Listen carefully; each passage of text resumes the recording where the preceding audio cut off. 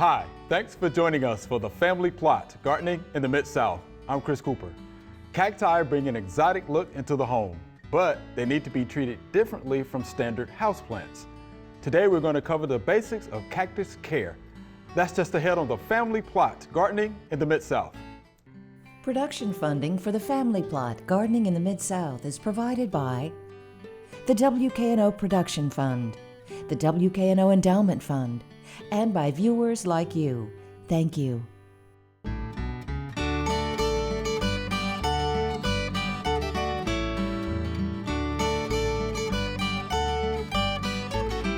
Welcome to the Family Plot. I'm Chris Cooper. Joining me today is Jill Maybry. Jill is a horticulturalist at the Memphis Botanic Garden. That's right. Glad you're here today. Thank you. Good to be here. We're going to talk all things cactus care. All right. All right, how to water them, how to feed them, how to repot. Yes. How about uppot, insects, diseases, and the easiest cacti for beginners. How about that? We can do it. We can do that? We can do that. All right, let's do it. Let's do it. I'm excited about this. Good, me too. All right. So where do you want to start with this? Well, let's start with the difference between a cactus and a succulent. Let's do it. Okay. Because a lot of people would refer to everything on this table as a cactus. Right. Would you think these are all cacti? I would actually think so. Sure. I sure would. Succulent is a broad-reaching term Okay. that refers to plants generally from the desert that have fat stems that hold on to water. So all of these have fat stems that hold on to water, because typically they come from places with very little rainfall, so they need to store that rainfall, store that water for when they need it. All right. Technically, a cactus is only in the family Cactus, the Cactaceae family. Okay. So all cactus are succulents, not all succulents are cacti. Ah, got it. Okay. And the main thing that applies to gardeners that differentiates them is the spines. It's the spines. All right. Anything in the cactus family has these little things called areoles, and I'm going to demonstrate because the spines do come off. Areoles are these little bumps, these little spiky little bumps that the spines come out of. Okay. And cactus spines hurt Yes, they do. and tend to break off in your fingers, and you feel them for hours or maybe even the next day, and that's frustrating. Succulents do not have those type of spines. So you talked about spines, right? So they're just modified leaves of what they are, right? That's right. Okay. Yes, on the cacti, the spines are modified leaves, and in the wild, the spines act as protection against foraging animals or interfering humans. The spines actually end up casting a little bit of protection from the harsh sun. That is just a tiny little bit of shade. This is a Peruvian old man cactus. Okay. And it has even more modifications. These little woolly hairs that cover it provide protection from intense sun and also provide a little bit of cold protection. These guys grow in the wild in the Andes, and it can get pretty cold now and then. Yeah. So speaking of cold and sun, Yes. so we have these indoors. Where do we need to place them? Yes. Cacti like sun. For the most part, there are a couple exceptions, but everything I brought here today likes sun. Okay. The more Easy. sun you can give it, the better. So a bright west window, a south-facing window, either of those would be ideal. Okay. You can put it in low light, but eventually the cactus is going to end up stretching for light, called etiolation, as it starts stretching to try to find that light, and you're going to end up with a misshapen cacti. Okay. So the more sun, the better. So more sun, the better. What about That's right. humidity? Does that matter? Humidity doesn't matter a whole lot for these guys. In the wild, they come from places that are pretty arid with low humidity. So any home environment, the humidity is going to be just fine, and the temperature is going to be just fine. Anything that's comfortable for a human to live in is going to be just fine for these cacti to live in too. Okay. So we have to beware of vents. Want to make sure we don't place them under vents and things like that, right? Probably not directly under a vent, but if you do have a spot that's under a vent, a cacti is going to be a better choice than one of the leafy tropical houseplants, because cacti are just naturally adapted to withstand that lower humidity and higher heat. So we'll stand up to a tough situation better than a leafy tropical houseplant. Pretty easy, huh? So Yeah, far, that's right. so far. So let's That's talk right. about watering and feeding next, okay? Okay. The easiest way to kill a cactus is too much water. Right. And that's generally what happens when somebody says they've got a cactus and it turned into mush. It's too much water. Yeah. So cacti need to be planted in a well-draining soil, and they need to be in a pot with a drainage hole. For example, each of these is going to have a drainage hole so that water can run out. And the soil that each of these is in is specially made, specially formulated to be a well-draining mix. Gotcha. It has several amendments in it, perlite, vermiculite, pumice, grit, mixed in with into the soil to make sure that water runs right through it and the soil can dry out after that. So watering, cacti do not need as much water as our leafy tropical houseplants. During the summer, when they're actively growing, watering once a week should be okay. Maybe once every 2 weeks. In the winter, when the temperature does start to go down and the plants are not getting as much sunlight as during the summer, cacti naturally go into a state of semi-dormancy or complete dormancy. So they're not taking up water. So during the winter, reduce your watering down to either once a month, maybe even once every 3 months. Wow, really?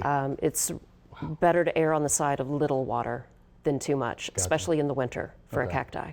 All right. So how would you water them? So assuming it was summer and or winter and it's time to water, let's say you haven't watered in a month or so and it's time to water your houseplants.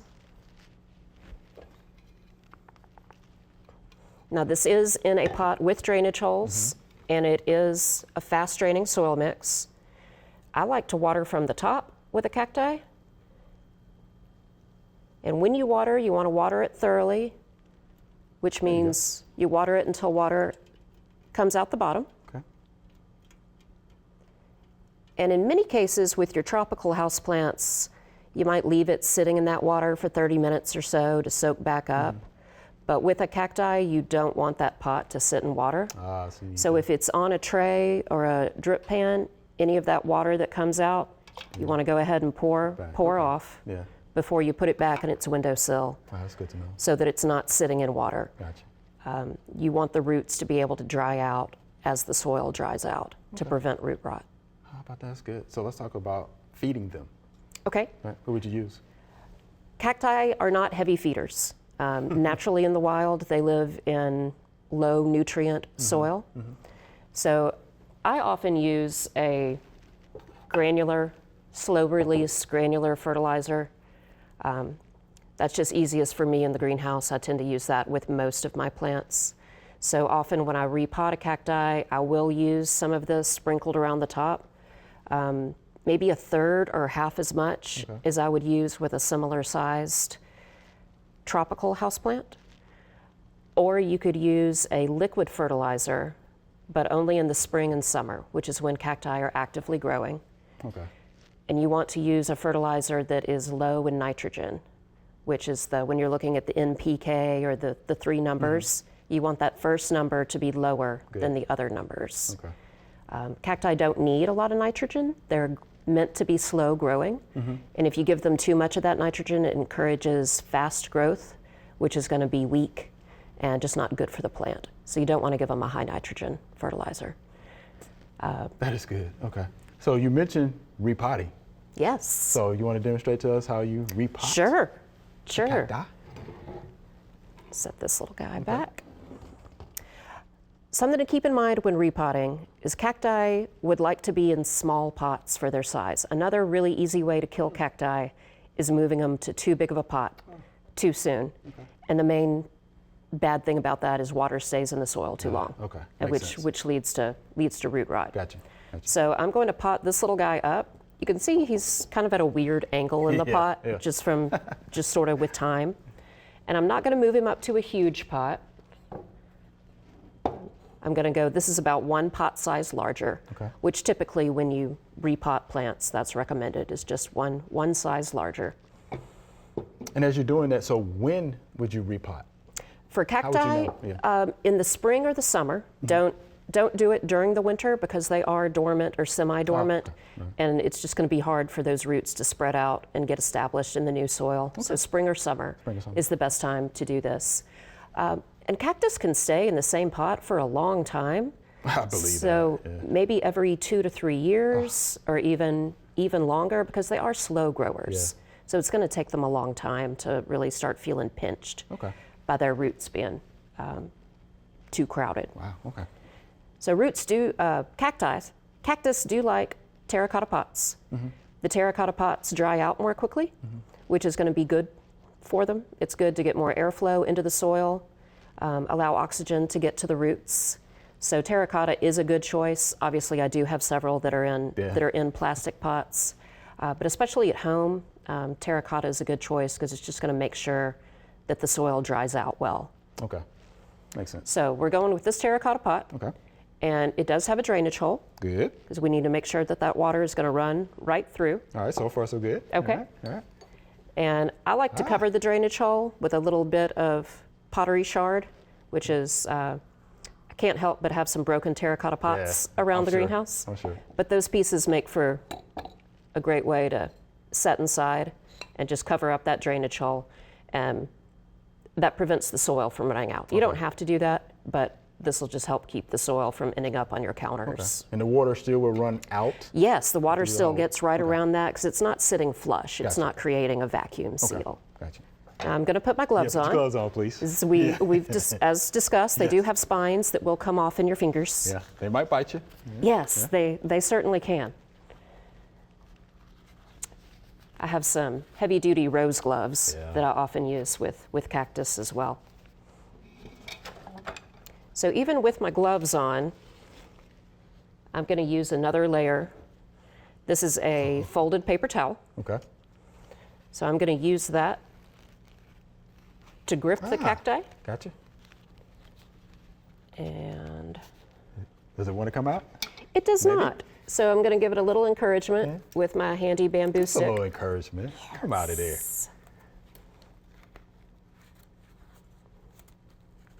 It is easier with a plastic pot because then I can do the squeeze method. Yeah, gotcha. I feel it loosening. Oh, good. Yeah, I see it coming out. It's trying. Come out. There you go. Okay. Okay. So here is our cactus root ball. Okay. You can see the roots. Yeah. Roots a bit on that side. It's not a huge root Yeah, ball. it's not- They yeah, don't. okay. They don't have a huge root system, which is another reason why they don't need to be in a huge pot. I They got just it. don't have a lot of roots. This is also a good time. I'm going to pull off. We have a few little succulents that have taken hold. Okay, so now that we are Good. unpotted, And you would consider that a pretty good root system? yes, Okay. yeah, it's nice and healthy. The roots are white. Yeah, yeah. So the soil is dry, which is what you want most of the time on a cacti. So I brought a soil mix with me, and this is a well-draining soil. It does have amendments mixed into it, some grit, some extra perlite, some extra pumice that make it a well-draining mix to make sure the water is going to run through it and not stay right on these Okay. roots. Yes. So is that something a homeowner could purchase, you think? Yes, Maybe you can big box purchase- stores or nurseries or something Yes, you can purchase pre-mixed cactus and succulent mix, and usually those are fine. You can also make your own by purchasing the amendments in the soil separately. You just want to make sure that that soil doesn't have an overabundance of sphagnum moss or peat, something that's going to hold onto the water like that? Okay. too much. Makes sense. So I'm going to pour a little bit of soil into the bottom of the pot. Kind of looking for height here. I want it planted at just the same level that it already was. All right, that looks like about the same level that it was in. Okay.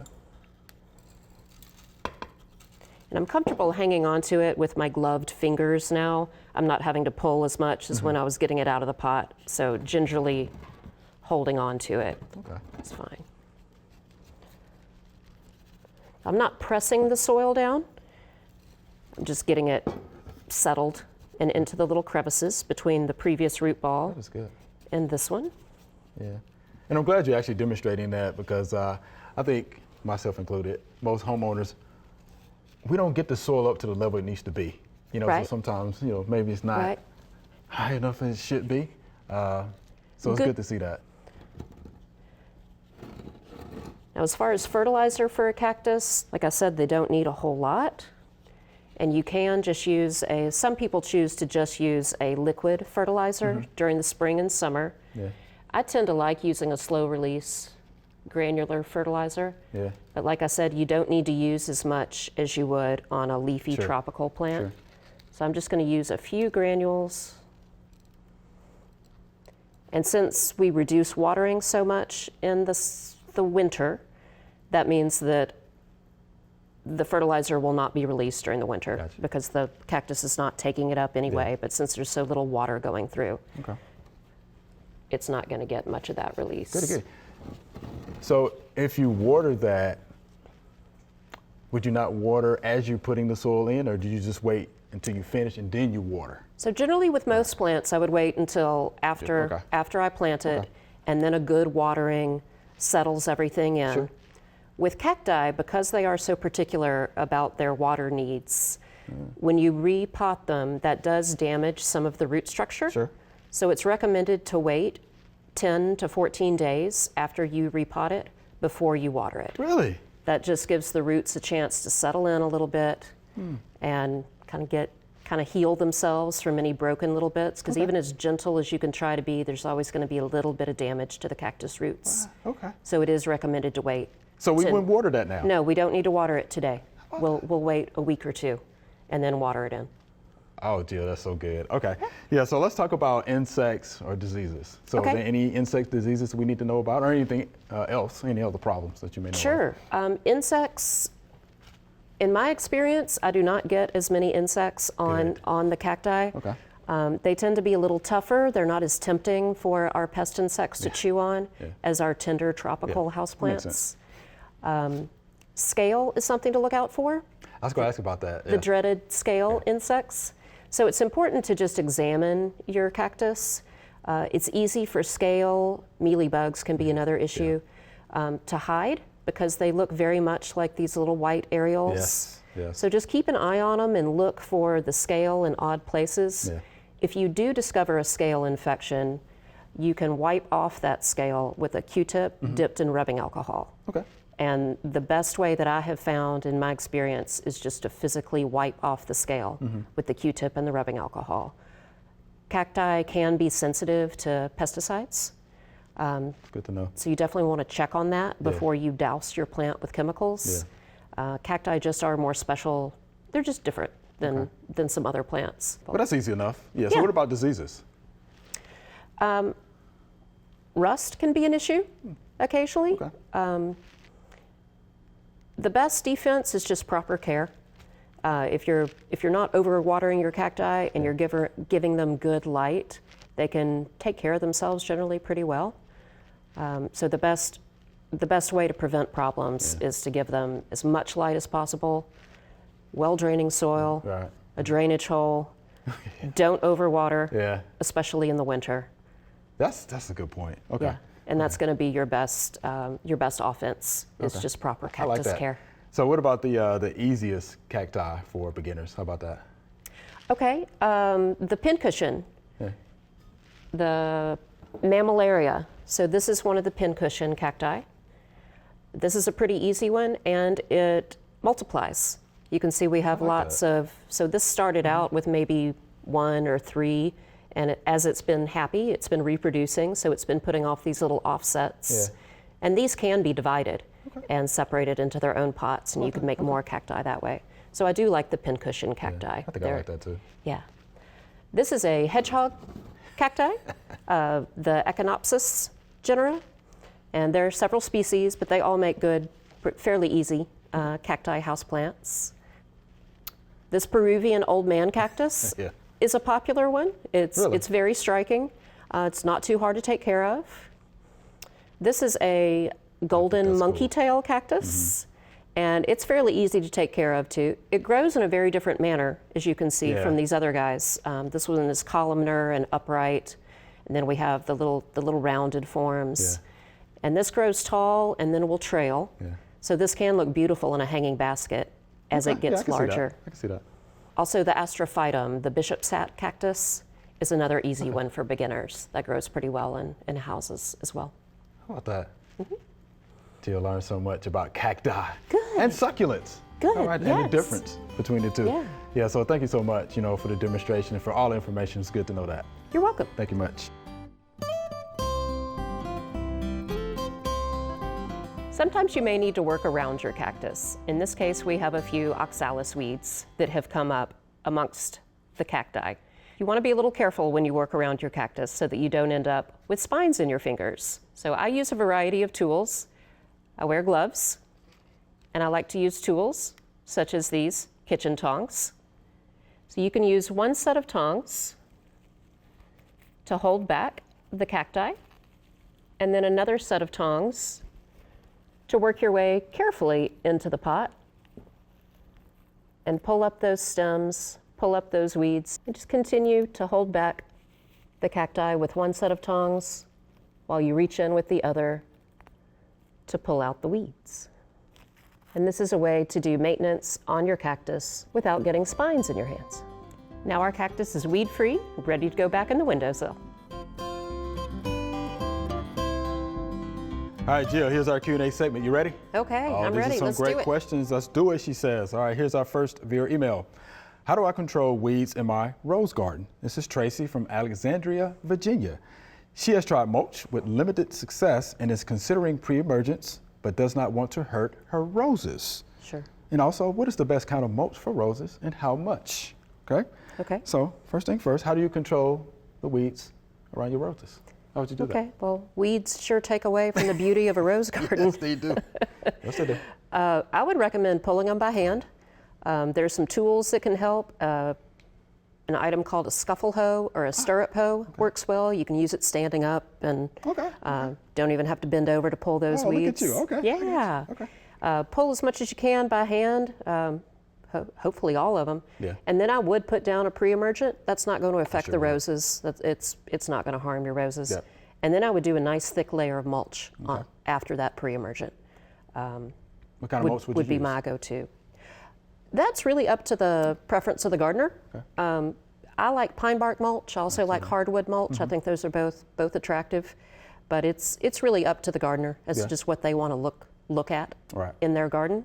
So a nice layer, 2 to 4 inches deep, will help smother out those weeds and those trying to germinate weed seeds.